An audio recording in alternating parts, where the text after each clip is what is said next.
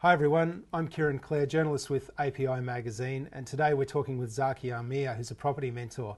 Now, he helped Todd Taylor set up his extraordinary portfolio, and he's come to give us some of the benefit of his wisdom today. So thanks for joining us, Zaki, really appreciate it. Thanks, Kieran. Good to speak to you. So, Zaki, Todd came fairly late to the game as an investor. What are some of the different factors that an older investor needs to pay attention to as opposed to someone who's starting out a fair bit younger? Yeah, it's a good question, Kieran. I guess you could tell from my age, I probably more from the younger generation. So it was interesting, Todd coming along at his age bracket, and also the responsibility that I guess goes behind about taking investment risks and buying property and having a high goal. Todd's lines were virtually, you bought a property every few months, so I want to buy a property every few months, which is good as having a goal, but I didn't want to get too carried away in buying too many too quickly, simply because just to make sure you get used to it, because this is the first time Todd was doing this exercise, and the other part is managing risk. Now, the most important part, I guess, was his age and then his date of potential, say, retirement from full-time workforce. So we had to backtrack it to see, okay, if we started today, say, in a similar manner, if someone was in their late 20s or 30s, where would we finish up? So I give property investing a 10-year period, a 10-year buy and hold strategy. And even though he was starting at his age, I was fine in conjunction working with him in following a very similar strategy. But I didn't want to be too aggressive in the approach. So even for right now, I've actually guided Todd to say, look, you've bought these properties. Now he actually owns 6 in total under his name. And why don't we sit on it for a few months so that you get used to it? And then we can keep going. I mean, they're all self-sustaining in terms of cash flow, but it's just now more getting used to the investment. Right. And, you know, one of the keys is finding good locations for investment. How do you personally go about finding a good location and then finding the really good properties within that location for an investor? Yeah, it's definitely location first, then property, because you definitely can find good properties in bad locations. So it's definitely location first. To me, it's same way I invested, is to look for areas that have sustainable growth. So my view on investing, and that's my personal view, is not to go too much on the high risk returns. I tend to avoid, I guess, hot spotting areas or predicting.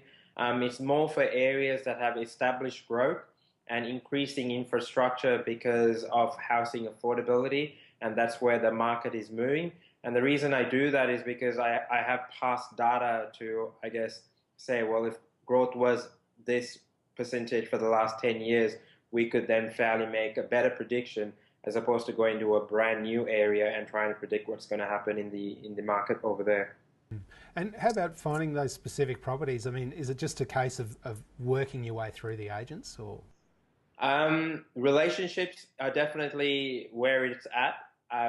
As myself, as a mentor with my own portfolio, building relationships and now building portfolios for clients who get mentored through me and us is the commitment. I mean, I'm representing the buyer, and then I guess the agent is representing the seller, and they know that I'm responsible for the buyer, same when they're responsible for the seller. So we meet each other halfway. Time and time, I guess, question as to why would a vendor reduce the price to you when it's the agent's job to make sure they get the maximum price. But it happens very often in the market. The novice or average investor or purchaser might simply go on a deal at a higher price and then last day of cooling off, pull out of the deal. And then the agent is back to where they are, and then the vendor has to start the marketing process all over again.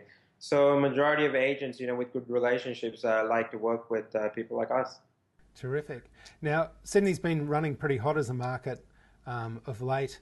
Are there still cash flow opportunities available down Sydney way? Yeah, definitely. I think for, say, the last 12 months, the areas I do target have seen very good growth. Some areas nearly 16% growth, which makes all my clients from the previous years very happy with what I've done, simply because of the growth more than myself.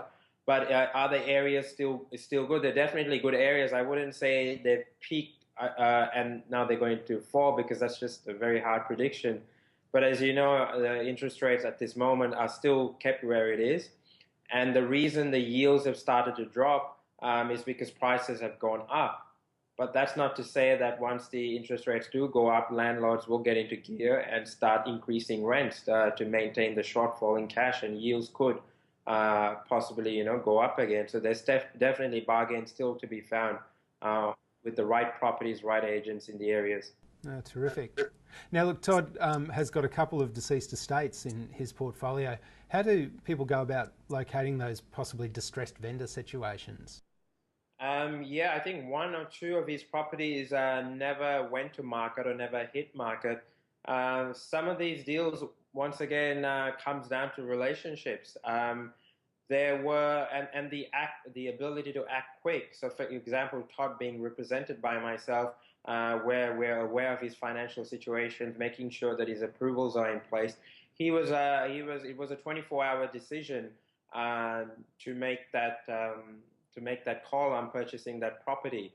And using all of us working together, we can get the deal across the line, as opposed to doing it on your own. Mm-hmm. And look, finally, Zaki, what do you think is one great tip for the first-time investor just starting out?